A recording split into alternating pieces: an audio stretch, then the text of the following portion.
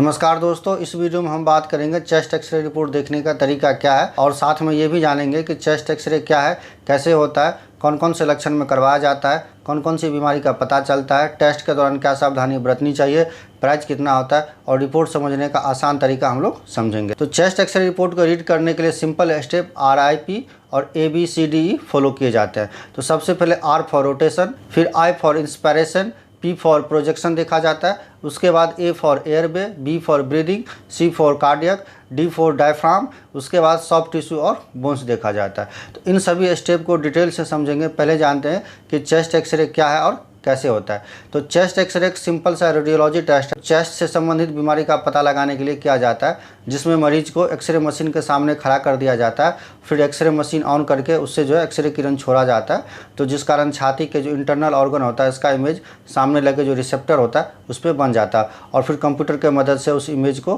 Print किया जाता है और फिर उसमें एब्नॉर्मलिटी ढूंढा जाता है। चेस्ट एक्सरे को शॉर्ट में CXR भी लिखा जाता है, इसलिए जो है डॉक्टर अगर किसी को चेस्ट एक्सरे प्रिस्क्राइब करते हैं तो पर्ची पे CXR लिखते हैं। अब हम लोग जानते हैं कि चेस्ट एक्सरे कौन कौन से लक्षण में करवाया जाता है। तो जब किसी व्यक्ति को छाती में दर्द होता है तो चेस्ट एक्सरे करवाया जाता है, खांसी के साथ बुखार होने पर चेस्ट एक्सरे करवाया जाता है, लंबे समय से अगर खांसी है तो उसमें करवाया जाता है, सांस लेने में तकलीफ हो तो करवाया जाता है, बलगम के साथ खून आ रहा तो उसमें करवाया जाता है, अगर छाती में किसी मेडिकल इंस्ट्रूमेंट की पोजीशन जानना हो तो उसके लिए करवाया जाता है। जैसे अगर कोई बच्चा कुछ सिक्का या मेटल निकल गया हो तो उसका पोजीशन पता लगाने के लिए, सांस की नली में ट्यूब जो इंसर्ट किया वो सही से गया या कहाँ गया है तो उसका पता लगाने के लिए, पेस मेकर का पोजीशन क्या है तो उसका पता लगाने के लिए जो है यह करवाया जाता है। अब हम लोग जानते हैं कि चेस्ट एक्सरे से कौन कौन सी बीमारी का पता चलता है। तो चेस्ट एक्सरे से निमोनिया का पता चलता है, ट्यूबरक्लोसिस का पता चलता है और COPD का पता चलता है, न्यूमोथोरेक्स का पता चलता है, कार्डियोमेगाली का पता चलता है जिसमें हार्ट का साइज बढ़ जाता है, छाती में पानी भर जाता है जिसको प्लूरल इफ्यूजन बोलते हैं उसका पता चलता है, लंग कैंसर का पता चलता है और अगर हमारे छाती की हड्डी में कुछ ब्रेकेज हुआ है, कुछ इंजरी हुआ है तो उसका पता चलता है, जैसे रिब्स की हड्डी टूट जाना, तो इस सब का पता चलता है। चेस्ट एक्सरे का जो प्राइस होता है 700 से 900 रुपये तक होता है। लेबोरेटरी वाइज इसका प्राइस चेंज हो सकता है और इसका जो रिपोर्ट है वो सेम डे मिल जाता है और इसके लिए जो है खाली पेट टेस्ट कराने की ज़रूरत नहीं होती है, यानी कि आप खाना खाने के बाद भी किसी भी समय आप यह टेस्ट करवा सकते हैं। तो इसके लिए सावधानी का ये होता है कि ज्वेलरी आपको रिमूव करना होता है, गले में आप ज्वेलरी अगर पहन रखें तो उसको रिमूव करना होता है, अगर आप शर्ट पहन रखें तो शर्ट को जो उतारना होता है, अगर महिला जो ब्रा पहन रखी है तो उसको जो है उतार करके हॉस्पिटल का जो गाउन होता है वो पहन के ये टेस्ट करवाना होता है, क्योंकि जो ज्वेलरी और का इमेज जो है उसमें दिखने लग जाता है। एक्सरे फिल्म जो है ब्लैक एंड वाइट क्यों हमें दिखता है? ऐसा इसलिए कि हमारे छाती के अंदर जो है लंग्स होता है, हार्ट होता है, हवा होता है, पानी होता है, ब्लड होता है, हड्डी होता है, तो ये सभी जो है ऑब्जेक्ट होते हैं जिसका घनत्व जो है अलग अलग होता है। तो जो एक्सरे किरण की एक खासियत ये होता है कि ऑब्जेक्ट के घनत्व के अनुसार से वो अवशोषित होता है, यानी कि जिसका जितना ज़्यादा घनत्व होगा जो है एक्सरे किरण उस ऑब्जेक्ट जो है ज़्यादा अवशोषित करता है, कि ज़्यादा घनत्व वाले ऑब्जेक्ट जो है एक्सरे किरण को ज़्यादा अवशोषित करता है और कम घनत्व वाले जो ऑब्जेक्ट होता है वो एक्सरे किरण को कम अवशोषित होता है। तो इस कारण से जो है जो कम घनत्व वाले ऑब्जेक्ट होता है उससे किरण जो है एक्सरे किरण जो है आर पार निकल जाता है या बहुत ज़्यादा निकल जाता है, इस कारण से वो ब्लैक कलर का दिखता है और जो है अवशोषित कर लेता है वो वाइट कलर का दिखता है। तो जो मेटल होता है इसका जो डेंसिटी होता है बहुत ही ज़्यादा होता है, तो मेटल जो है एक्सरे किरण जो है बहुत ज़्यादा अवशोषित कर लेता है, यानी कि अब्जॉर्प्शन जो एक्सरे किरण का बहुत ही ज़्यादा होता है, इस कारण जो है वो ब्राइट वाइट दिखता है। और जो बोन्स होता है तो वो बोन्स का जो डेंसिटी होता है वो मेटल के मुकाबले थोड़ा कम होता है, तो इस कारण से जो वहाँ मेटल से थोड़ा कम एब्जॉर्प्शन होता है एक्सरे किरण का, तो इसलिए वो वाइट दिखता है। और जो एयर होता है वो सबसे कम डेंसिटी होता है, तो इस कारण जो है वो जो एक्सरे किरण का जो एब्जॉर्प्शन होता है बहुत ही कम होता है, यानी कि मैक्सिमम जो आर पार निकल जाता है एक्सरे किरण, तो इस कारण से जो ब्लैक दिखता है। और फ्लूइड और टिश्यू जो होता है वो उसका जो है एयर के मुकाबले थोड़ा ज़्यादा डेंसिटी होता है, तो वो ग्रे कलर का दिखता है। तो हार्ट जो हो गया, हार्ट के अंदर ब्लड होता है तो वो एक्सरे किरण को जो अवशोषित कर लेता है, तो इसलिए जो हमें वो वाइट दिखता है। और जो लंग्स होता है तो लंग्स जो के अंदर एयर होता है तो जो है एक्सरे किरण को कम अवशोषित कर पाता है, इस कारण जो है वो हमें ब्लैक दिखता है। बोन्स जो होता है वो एक्सरे किरण को ज़्यादा अवशोषित कर पाता है, इस कारण से जो वो भी हमें व्हाइट कलर का दिखता है। तो चेस्ट एक्सरे जो है mostly 3 position AP view, PA view और लेटरल व्यू में होता है, लेकिन सबसे स्टैंडर्ड जो पोजीशन होता है जो सबसे ज़्यादा करवाया जाता है वो पीए व्यू होता है। तो ए फॉर एंटेरियर होता है, एंटेरियर का मतलब होता है शरीर का आगे का हिस्सा जो होता है वो एंटेरियर, छाती जो होता है वो एंटेरियर हिस्सा होता है। और पी फॉर पोस्टीरियर मतलब बैक साइड, जो शरीर का पीठ जो होता है, पीठ साइड जो होता है उसको जो है पोस्टीरियर बोला जाता है। और एल फॉर लेटरल यानी कि जो है टिल्ड पोजीशन जो होता है वो लेटरल बोला जाता है। तो एपी व्यू का मतलब होता है एंटेरियर पोस्टीरियर व्यू। तो इस पोजीशन में क्या होता है, पेशेंट जो होता है वो ऐसे खड़ा होता है कि उसका जो छाती होता है, आगे का हिस्सा होता है वो एक्सरे मशीन की तरफ होता है। तो इसमें जो है एक्सरे बीम जो होता है वो उसके फ्रंट से बैक साइड की ओर ट्रेवल करता है।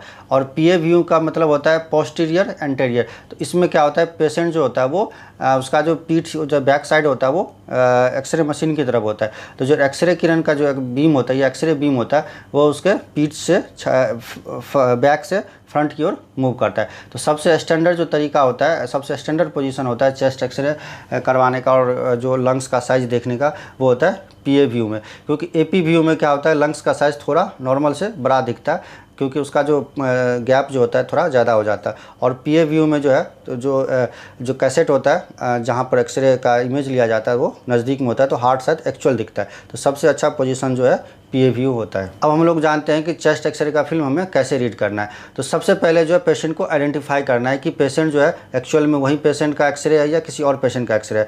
तो सबसे पहले उसमें हम नाम चेक करेंगे, डेट ऑफ बर्थ चेक करेंगे और जो UHID नंबर होगा उससे हम मैच करेंगे कि एक्चुअल में जो उसी पेशेंट का एक्सरे है या नहीं है।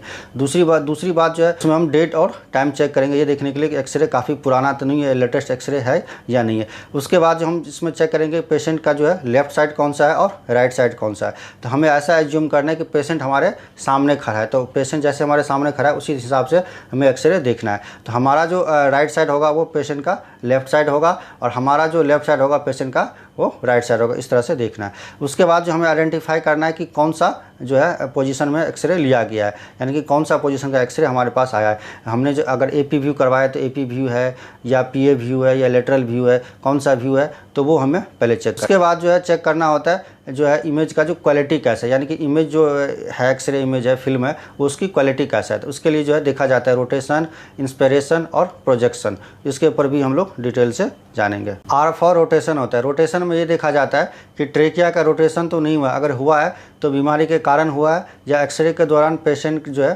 टेढ़ा खड़ा होने के कारण हुआ है। यदि पेशेंट एक्सरे के दौरान जो है रोटेट कर गया है तो दोबारा एक्सरे करवाने की सलाह देनी चाहिए, नहीं तो इस केस में जो ये कमेंट कर पाना मुश्किल होता है कि बीमारी के कारण ट्रेकिया का रोटेशन हुआ है या जो है एक्चुअल में पैथोलॉजी के कारण जो है ट्रेकिया का रोटेशन हुआ है। तो इस कारण अगर जब भी जो है रोटेशन दिखे एक्सरे में तो उसको दोबारा रिपीट करवाने की सलाह देते हैं डॉक्टर।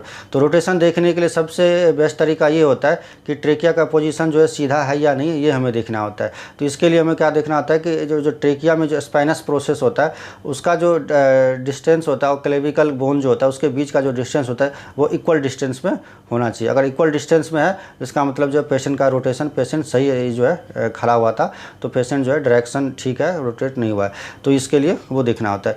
जैसे कि एक छोटे बच्चे का इमेज है, इसमें आप देख रहे हैं कि बच्चा जो है सीधा खड़ा नहीं है, ये बच्चा जो है रोटेट हो गया था जिस कारण जो उसका जो ट्रेकिया है वो टेढ़ा हो गया और क्लेविकल बोन और स्पाइनस प्रोसेस के बीच का जो डिस्टेंस है वो इक्वल नहीं है। और दूसरे इमेज में भी सेम इसी तरह से पेशेंट जो है रोटेट कर गया है। आई फॉर इंस्पिरेशन होता है। इंस्पिरेशन का मतलब होता है कि पेशेंट जो है एक्सरे के दौरान जो है सही से सांस रोक के रखा है या नहीं रखा है। तो इसके लिए हमें ये देखना होता है कि जो पेशेंट का चेस्ट एक्सरे में जो है 5 से 6 एंटीरियर रोब्स दिख रहा है या नहीं दिख रहा है। तो अगर ये दिख रहा है 5 से 6 एंटीरियर रोब्स, इसका मतलब पेशेंट का जो है सही से सांस रोक के रखा हुआ है, एक्सपेंड सही से हुआ है। और 8 से 10 जो है पोस्टीरियर रिब्स हमें दिखना चाहिए। अगर ये नहीं दिख रहा है तो इसका मतलब पेशेंट जो है सही से सांस रोक के नहीं रखा है, एक्सपेंड नहीं हुआ है लंग्स जो है, तो वो हमें सही से फिर एक्सरे जो है आइडेंटिफाई नहीं हो पाता है इसमें। अगर लंग्स पूरी तरह से एक्सपेंड होता है तो इस तरह का इमेज बनता है और अगर पेशेंट ने सांस रोक के नहीं रखा है तो इस तरह का इमेज बनता है। इस इमेज में आप देखें कि 11 रिब्स तक जो है लंग्स एक्सपेंड हुआ है और इस इमेज में सिर्फ 6 ही रिब्स तक जो है लंग एक्सपेंड हुआ है।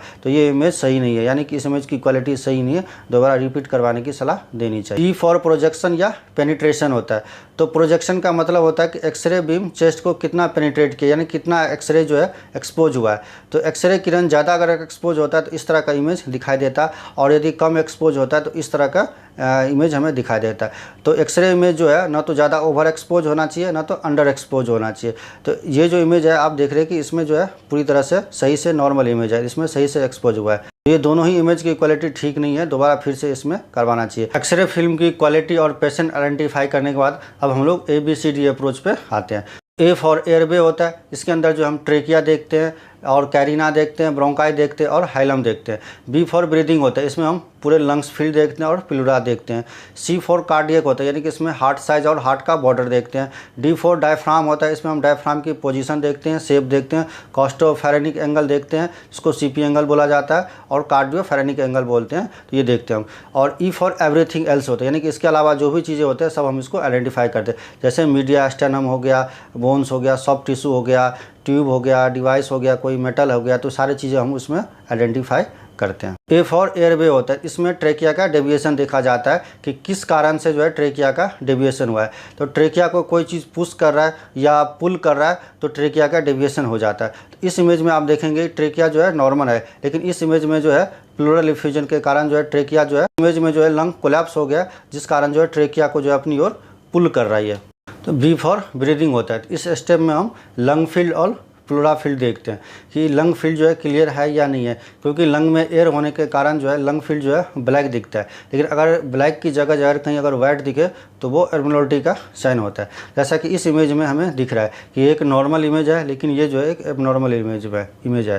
तो इसमें यहाँ पर जो है देखेंगे कि लंग्स के जो लोअर जोन होता है उसमें थोड़ा वाइट दिख रहा है, जबकि नॉर्मल इमेज में जो है वो यहाँ पर ब्लैक दिख रहा है। इसका मतलब इस इमेज में जो है पेशेंट को जो निमोनिया हो रहा है। तो इस इमेज में भी आप देखेंगे कि इस एरिया में और इस एरिया में जो है थोड़ा वाइटिश टाइप का दिख रहा है, वाइट टाइप का दिख रहा है, जिसका मतलब ये भी जो है निमोनिया का साइंस होता है। इस इमेज में आप यहाँ देखेंगे कि लंग्स जो है कंसोलिडेशन हो गया, तो ये जो है ट्यूबरकुलोसिस का साइन होता है। अगर यहाँ पर अगर कुछ पैची दिखे, वाइट दिखे, तो ये जो है वो ट्यूबरकुलोसिस का साइन होता है। इस इमेज में आप देखेंगे कि कहीं पर डॉट डॉट करके वाइट करके है, तो ये लंग कैंसर का होता है, जो है यहाँ पर मांस बढ़ गया तो लंग कैंसर का ये सिंबल होता है। सी फॉर कार्डियक होता है, कार्डियक में जो हम हार्ट का बॉर्डर देखते हैं और उसका साइज शेप देखते हैं। तो अगर हार्ट का जो है साइज बढ़ जाता है तो उसको कार्डियोमेगाली बोलते हैं। तो कार्डियोमेगाली केस में हार्ट फेल्योर के केस में जो है हार्ट का साइज जो है वो बढ़ जाता है। जैसे कि आप इस इमेज में देखेंगे कि हार्ट का साइज बिल्कुल नॉर्मल आपको यहाँ पर दिख रहा है। ये जो है यहाँ से जो यहाँ तक का जो एरिया होता है उसको कार्डियक एरिया बोला जाता है, कार्डियक जो रेशियो बोला जाता है, और ये जो एरिया होता है वो थोरेसिक रेशियो बोला जाता है। तो इन दोनों का जो रेशियो होता है 50% से ज़्यादा नहीं होना चाहिए, यानी कि कार्डियक रेशियो जो है थोरेसिक रेशियो के 50% से ज़्यादा नहीं होना चाहिए। अगर ज़्यादा हो तो इसका मतलब हार्ट का साइज बढ़ा हुआ माना जाता है। और हार्ट का साइज जो परफेक्ट जो पोजीशन होता है वो PA व्यू में परफेक्ट पोजीशन आता है, क्योंकि पोस्टीरियर और एंटीरियर पोजीशन में जो होता है पेशेंट का जो हार्ट होता है वो रिसेप्टर के बिल्कुल क्लोज होता है। तो जो एक्चुअल जो हार्ट का साइज होता है वो एक्सरे इमेज में दिखता है, और जो AP व्यू होता है उसमें जो है हार्ट जो है थोड़ा रिसेप्टर से थोड़ा दूर होता है, तो उस कारण जो हार्ट का साइज थोड़ा हमें बड़ा दिखता है। AP व्यू में हार्ट के साइज पे कमेंट कर पाना थोड़ा मुश्किल हो जाता है। तो जैसा कि आप इस डायग्राम में आप देख रहे हैं, इसमें जो है हार्ट का साइज जो बिल्कुल नॉर्मल है, और दूसरे इमेज में जो हार्ट का साइज जो है थोड़ा बढ़ा हुआ है, यानी कि हार्ट का साइज जो है एक्सपेंड हो गया है, तो इसको कार्डियोमेगाली बोलते हैं। इसमें डी फॉर डायफ्राम होता है, तो इस स्टेप में जो हम डायफ्राम का शेप और उसका पोजीशन देखते हैं। तो डायफ्राम जो हमारा यहाँ पर नीचे इस जो पोजीशन है ये डायफ्राम का पोजीशन होता है। तो हम नॉर्मली ये होता है कि जो राइट साइड का जो डायफ्राम होता है थोड़ा ऊपर उठा हुआ होता है, क्योंकि वहाँ लीवर होता है, और लेफ्ट साइड का थोड़ा नीचे होता है। तो इस स्टेप में जो हम CP एंगल देखते हैं, CP एंगल मतलब कॉस्टोफेरेनिक एंगल होता है, और ये जो होता है हमारा ये जो एंगल रहता है उसको कॉस्टोफेरेनिक एंगल होता है। तो इस तरह का जो है बिल्कुल शार्प इस तरह से दोनों साइड में दिखना चाहिए, इसका मतलब वो नॉर्मल होता है। और ये जो इमेज होता है ये इसको बोला जाता है जो है कार्डियोफेरेनिक एंगल, जो हार्ट का और लंग्स का जो इमेज होता है। तो ये अगर शार्प है, इस तरह से अगर शार्प है तो इसका मतलब लंग्स जो है बिल्कुल क्लियर है, पानी भरा हुआ नहीं है। लेकिन अगर ये जो है अगर CP एंगल नहीं बनता है तो इसका मतलब इसमें पानी भरा है। जैसे कि आप इस इमेज में देख रहे हैं कि इसमें जो है CP एंगल यहाँ दिख रहा है लेकिन यहाँ नहीं दिख रहा है, तो इसमें लंग्स में पानी भरा हुआ है इस तरफ। दूसरे वाले में भी आप देखेंगे कि यहाँ पर CP एंगल दिख रहा है लेकिन इस वाले में CP एंगल नहीं दिख रहा है, तो यहाँ पर इसमें लंग्स में पानी भरा होता है। तो CP एंगल अगर नहीं दिख रहा है तो इसका मतलब लंग्स में पानी भरा होता है। अब उसके बाद जो हम E फॉर एवरीथिंग, यानी कि उसके अलावा जितने भी चीज़ होता है वो हम इसमें देखते हैं। जैसे सॉफ्ट टिश्यू हो गया, बोन्स हो गया, या कुछ मेटल हो गया, या कहाँ पर क्या पोजीशन है, तो सब चीज़ें हम देखते हैं। हड्डी वगैरह की कि हड्डी फ्रैक्चर तो नहीं है। तो ये जो एरिया होता है ये सॉफ्ट टिश्यू का एरिया, तो यहाँ पर देखते हैं कि यहाँ पर किसी प्रकार कोई एबनॉर्मलिटी है या नहीं है। उसके बाद जो हम ये बोन्स देखते हैं कि बोन्स कोई फ्रैक्चर है या नहीं है, क्लेविकल ठीक है या नहीं है। तो ये सारा चीज़ें जो हम उसके अलावा मीडिया स्टर्नम देखते हैं, ये जो वर्टिब्रेट होता है ये हम देखते हैं इसमें कि इसमें कोई एबनॉर्मलिटी है या नहीं है। तो आई होप ये वीडियो आपको पसंद आया होगा। यदि वीडियो पसंद आया तो वीडियो को लाइक कीजिए, शेयर कीजिए और दूसरा पार्ट जरूर देखिए जिसमें मैं और भी डिटेल से जो एक्सरे के ऊपर बताऊँगा। तो ऐसी और भी इन्फॉर्मेटिव वीडियो के हमारे चैनल को सब्सक्राइब कीजिए। Thank you for watching. Bye bye.